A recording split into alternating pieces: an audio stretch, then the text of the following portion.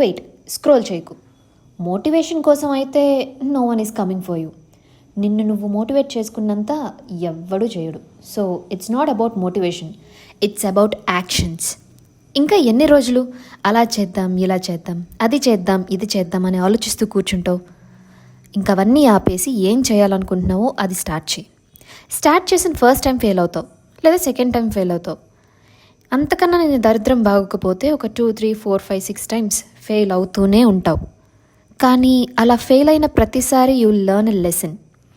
నీ డ్రీమ్స్ నువ్వు ఫెయిల్ అయిన వల్ల చచ్చిపోవు, they die because you delay. So hi చిట్టీస్, దిస్ ఇస్ డే 2. అండ్ లాస్ట్కి నేను చెప్పేది ఏంటంటే, మోటివేషన్ కోసం వెయిట్ చేసావంటే లైఫ్ మొత్తం వెయిట్ చేస్తూనే ఉంటావు. అందుకే భయం ఉన్నా స్టార్ట్ చేయి, కాన్ఫిడెన్స్ లేకపోయినా స్టార్ట్ చేయి. Don't wait for the perfect moment, నువ్వే ఒకటి క్రియేట్ చేసుకో అండ్ వాచ్ మీ బికమ్.